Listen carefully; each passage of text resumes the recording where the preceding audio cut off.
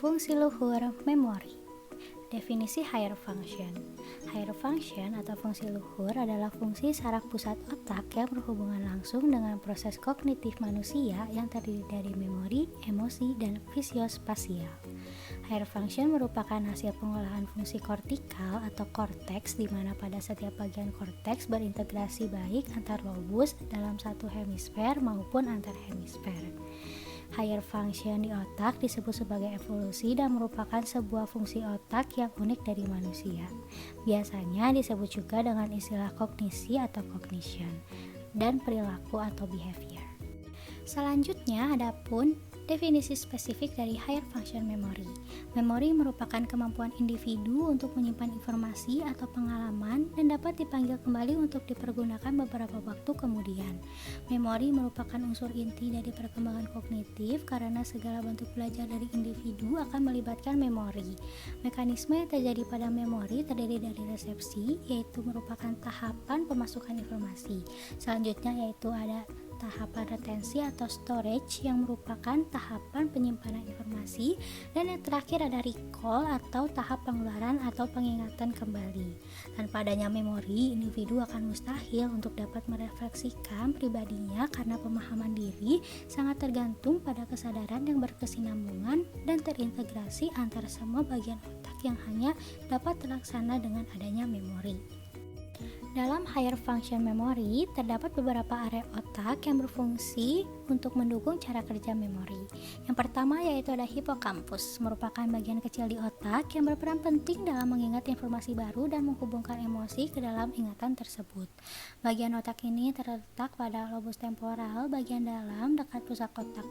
Hipokampus berfungsi untuk mengubah memori, membantu manusia mengenali objek, serta mengingat dan memahami bahasa yang didengar. Selanjutnya yaitu ada prefrontal cortex. Bagian ini memainkan peran penting dalam pengambilan memori, baik memori sumber maupun memori sekuensial.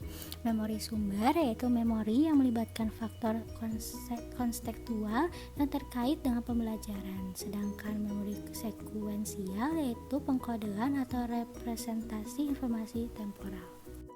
Selanjutnya yang ketiga ada cerebrum atau otak besar yang berfungsi untuk mengatur gerakan dan koordinasi gerakan, sentuhan, penglihatan, pendengaran, penilaian, penalaran, pemecahan masalah, emosi, serta pembelajaran.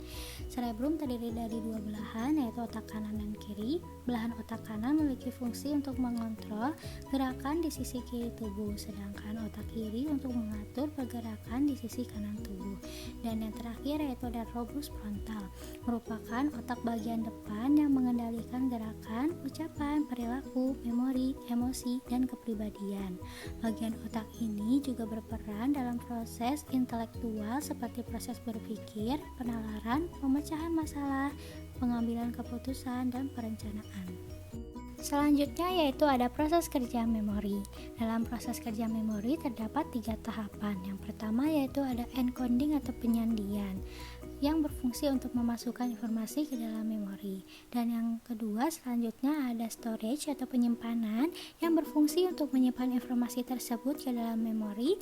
Dan yang terakhir ada retrieval atau mengingat kembali yang berfungsi untuk mengeluarkan kembali informasi yang tersimpan dalam memori sewaktu disimpannya. Uraian kasus. Nyonya S usia 76 tahun, seorang ibu rumah tangga datang ke Poliklinik Rumah Sakit Jiwa Provinsi Lampung pada tanggal 25 Juli 2019. Pasien datang dengan keluhan sering marah-marah tanpa sebab, disertai gelisah sejak 7 hari lalu. Selain itu, sejak 1 tahun terakhir, pasien memiliki penurunan daya ingat yang semakin memburuk. Pasien kesulitan dalam melakukan aktivitas sehari-hari dan sulit mengingat tanggal dan keluarga. Pasien didiagnosis menderita demensia vaskular. Identifikasi masalah. 1.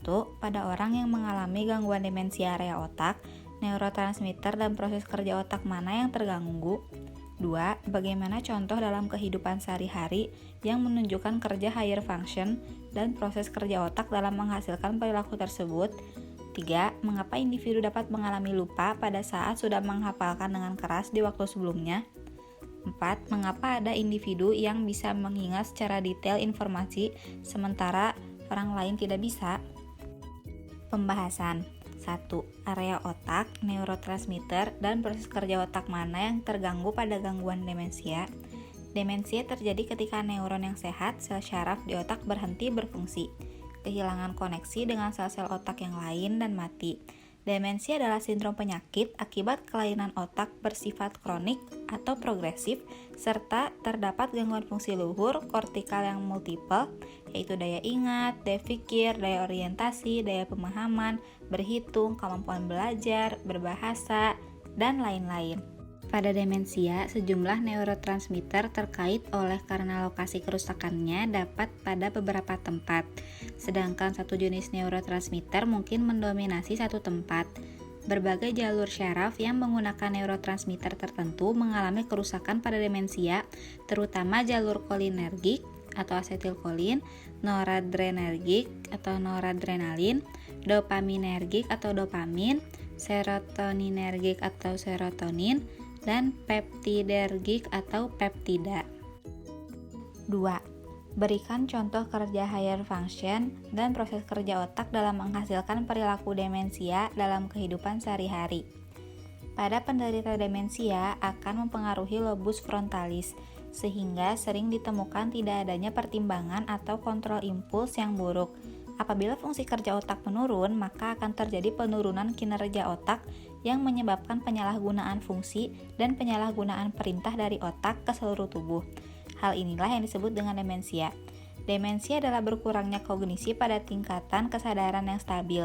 Fungsi kognisi yang terserang demensia meliputi intelijensi umum, pengetahuan dan memori, bahasa, pemecahan masalah, orientasi, persepsi, atensi dan konsentrasi, daya nilai, serta kemampuan sosial.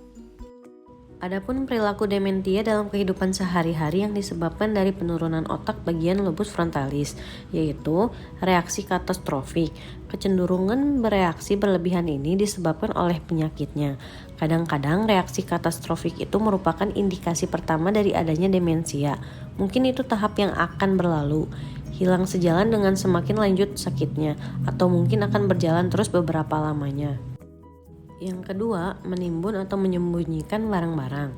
Penderita demensia sering tampak terdorong mencari sesuatu yang disangkanya hilang dan menyembunyikan barang-barang untuk disimpan. Perilaku menimbun barang dapat disebabkan oleh isolasi, tinggal sendirian, ingatan pada masa lalu, kehilangan atau kematian, dan rasa takut. Dan yang ketiga, kelakuan yang diulang-ulang.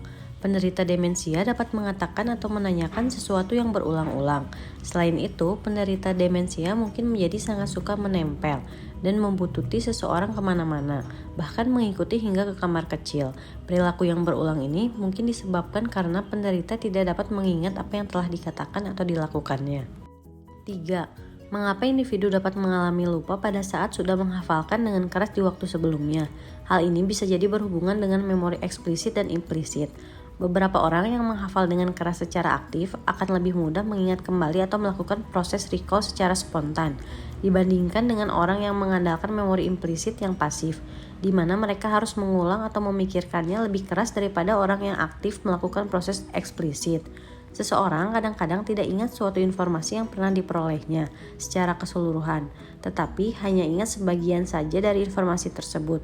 Kondisi ini dikenal dengan istilah distorsi. Dalam hal ini, proses pemunculan kembali tidak sempurna dan memerlukan suatu isyarat atau petunjuk untuk memperoleh kembali informasi tersebut secara lengkap. 4. Mengapa ada individu yang bisa mengingat secara detail informasi, sementara yang orang lain tidak bisa? Terdapat orang-orang yang nantinya dapat mengingat lebih baik jika apa yang mereka berusaha ingat berada pada kondisi yang sama saat mereka ingat sebelumnya. Hal ini tergantung hemisfer mana yang bekerja dengan maksimal dan apa yang akan dia ingat sebelumnya, bagian mana yang diandalkan dan bagaimana cara mengingat sesuatu, disertai emosi apa hal tersebut terjadi. Kapasitas memori jangka pendek rata-rata batasnya adalah 7 butir lebih atau kurang 2. Sebagian orang dapat menyimpan sedikitnya 5 butir dan orang lain bahkan dapat menyimpan sampai 9 butir. Hal ini terjadi penyebab adanya perbedaan dalam mengingat informasi antar individu, karena pada dasarnya jelas bahwa manusia memiliki kemampuan yang berbeda dalam kemampuan memorinya. Sekian yang dapat kami sampaikan mengenai Higher Function Memory. Kami dari kelompok 5 yang beranggotakan 3 orang, yaitu Fauzia Rahmi, Zervani Mumtaz, dan Adelia Fitri Ananda Putri. Izin pamit undur diri. Wassalamualaikum warahmatullahi wabarakatuh.